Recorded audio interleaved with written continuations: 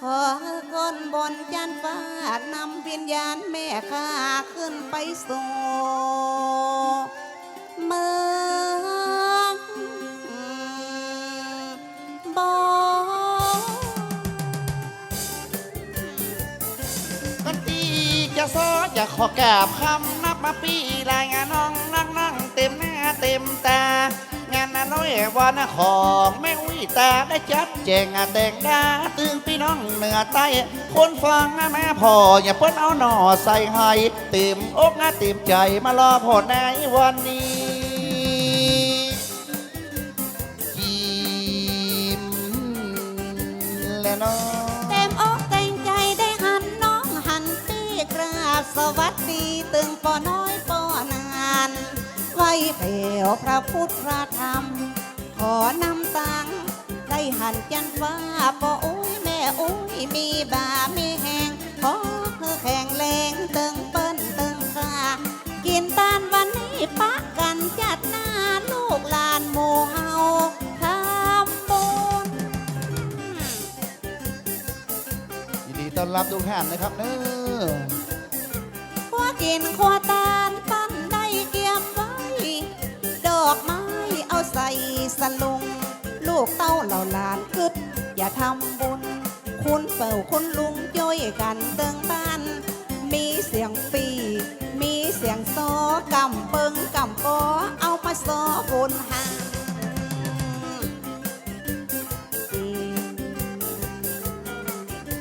และน้องเพราะว่าแน่ยังเปิ้นได้โทรไปบอกนี่เปิ้นก่อฮักมาผิดชอบตึงลูกตึงแลนใครได้ลูกแป๋วแลนใจมานั่งหามเปิ้นต้องการมาห้ามงานอีแม่กินไข่ไก่ตึงบ้านแน่ไข่เป็ดอยากกินของเพชรหรือตามน้ำพริกแต่ก่อนมามีแมนนี่สุ่มแปนบักแก่ลูกบ่ฟังก็แม่แยกนักจะเปลี่ยนดีบ้านกองแฮะนี่บ่มีเนอะลูกบ่ฟังกำแม่มีบนเวทีนี่จะมาซอม่วงคำมาปุ่งยังกองแห้งไตมาซอแกงแพะเป็นบ้านเมืองเศรษฐีใจก็ตึงแม่ปากก็ตึงดีสมาได้แซวจีนั่งล้อซ้อนห้องเขาว่าแซวแปะแบวเหมือนแววบินเหลืองปตีกองมองเซิงยังปึงกับเสียงกอง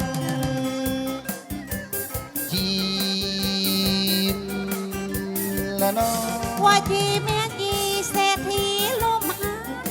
ตั้งใจแต่บ้านเฮาได้หันกันก่อนบ่มีบุญญาติแล้วฟังหลังตึงบ่ได้มาหันดวงดีให้เราลูกอยากบ้านฟ้อนเขตอำเภอห่างลงขึ้นรถยนต์ไปขับข้ากะตะเจ้าทิพพวันปีนี้ยังบ่เท่าว่าจะเป็นกู้เฝ้าดวงดีมาเท่าจังครับปีนี้มาซาลมันจะเน็ตกาบะเน็ตบะเดียวอายุได้32 ปีได้มาท่องก็บ่ไอดวงดีถือว่าโยกมีหันพี่น้องยาวบ้านอายุจะหนุ่มอายุจะแก่เรื่องมันไม่แน่แต่มันแน่คือนั่งหา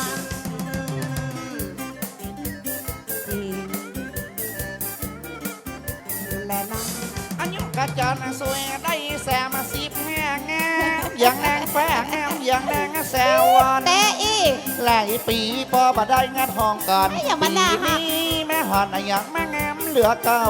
แต่บัตรประชาชนแต่จ้องให้ไปหอนอันไหนบัตรประชาชนอายุว่า69อันนี้แล้วบ่จันสวยแบนเป้ายักษ์ปะแก่ปะเท่าแน่ยังแขวยองบ่เกี่ยวกับตัวเลขนะบ่เนาะไม่เกี่ยวกับอายุบ่เกี่ยวอายุบ่เกี่ยวกับมาตัวเลขจะออกคำซอเน็ตมีตึงเพชรตึงแหวนพี่น้องฟังซอจะมีตึงบู้ตึงมันเอาคำซอแลกกันก็ยังได้ก็ได้หนุ่มพักเข้าพักห่มเข้าอย่างจันสวยนี่เหลือกินเหลือใจแต่กันที่รักจ๋าอะไรเป็นที่รักเนี่ยจะนมจะเท่าบักเกี่ยวกับอายุจะคนเอาคนยุมันบ บัลลังก์จะเป็นยังประเดี๋ยวมาซ้อก็มันหนาวแถมกำที่พวันคนบางงามข้าเจ้าโจรก็สั่นบ่ฮู้มันสั่นอะยังตั้งใดหนาวจิตหนาวใจลุกจากตีบ้านขึ้นเวทีวัดนี้อะอย่างฉันสงสัยใครนั่งขี้ข้างดวงนี้ เอาถ้าอย่าเมาเฮาไงคนเฮามาเมาคนหนุ่มเลย บ้าสันสู้อย่าสวยมาซอมันบ่เกี่ยวกับอายุจะยกก้นมาจุนี่มันจะได้ก็หาจะเอาก้นนั่งก็อันตี้สันขาบ่ใจทำบ่ดาเนอตัวพี่ไอจะหนมจะแก่ก็ไม่เป็นไรแต่เตือตั้งในมันยังบ่แก่ตีไทยตั้งในนี่ใส่อ่องตองอ่ะมดอย่างหน้าผากดงดีนี่ แค่ว่าปากกำได้จะโคตรมานั่งยิ้มข้าพเจ้างานนะอุ้ยตาได้จะกอดจะวันสู่แม่เหียเตื้องลาพี่น้องนั่งแผ่มเปิ้นแม่นั่งฟังไปเป่งอันนะเป่งอีกูเล่นนาบ่ได้น้าแม่คูจันสวยมาสอวันนี้มาซ้ำบะมีจังปีจ้องงาบักแกงไปมันก็บักปีแหมบึดนี้ไอ้ดึกใครกอดจะก็แมวเลย มันต้องเอาของมาบูดจังปีมาเปลืองหุ้น เพื่อนนะว่าแนวรูปนี่ฮอก็ต้องอาหุ่มห้าลาพี่น้องแนวป้าปึ๊กก็ยังไอหิงไฟ ตัวป้อใจมันแนวอุกแนวใจ แนวตั้งในแนวเคาะแนวคอนให้เงาก็ใส่หม้อลอยมาเปาะก็ใส่มอนแรงแม่อ่อนจนจุดปิดก้อนอ้อมลำ อย่าไปอย่าอ่าน เขามาได้จีบเมินแล้วจีบคนห้าวันเนี่ยโอ้ยแม่สู้ก็ บ้านว่าหนาวจะได้อยู่แล้วพี่แก้วหนาวจิบหนาวใจหนาวตั้งนอกพดแถวตั้งไหนจันสวยเพราะจะตายเพราะมันบ่มีไผ่กอดบ่โดนซุกบ้านมันไปของกินคนทำมาซุกในดงมันไปของกินก็บ่ตันได้ซอมาถามเกี่ยวถามกอดกระเดียวข้าจะเต็กยอกบ่ดีจ้า อ๋อว่ามันจะกลัว ใหญ่มาดี เว้ย เปล่า สู้เว้ยรุ่นเราสู้กันเนี่ย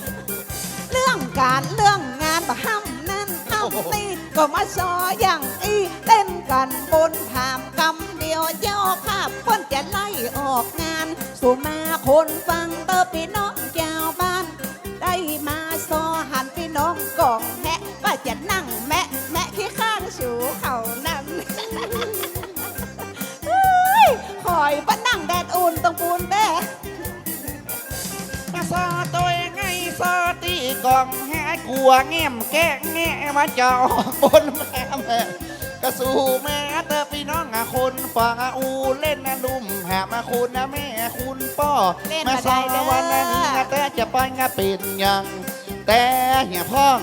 เล่นเนี่ยพ่องไอ้ว่าแกงพักตุบเอาใส่กุบมาแนมบ่อเมื่อแรงจะขอล่อเอาสักกำสองกำแห่มาถึงลูกมาจากไหนแม่ถูกไหมนะครับ ไอ้อย่ามามีกำโชว์เลยพ่อ ไปตั้งได้ปะได้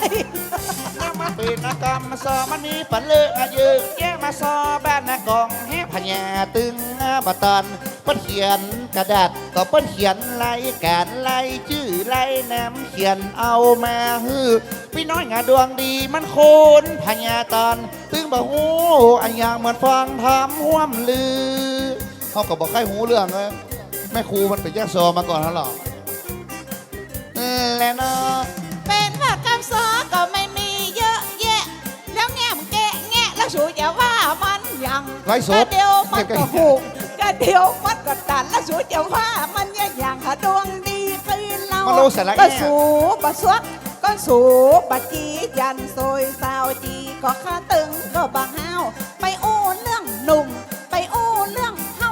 จะปานะเฮ้อสูจะเอาก็บะเอาเอ้ยพ่อเขาก็ลงอย่างเงี้ย รู้เลย มันเป็นเทสูก็มาบ้านกองแฮะก็อันเรื่องแง่มแกแงะและสูจะว่ายะยังก็บ่ห้ำเรื่องแม่ติ๊บแม่พันตี้เฮามาหันงานปะกันตี้นี่กราบสวัสดีพี่น้องตั้งหลายตึงยิงตึงยายที่เปิ้นยายนั่งใน อย่างนี้แก มาลงสระแอะแม่ไปแยกแล้ว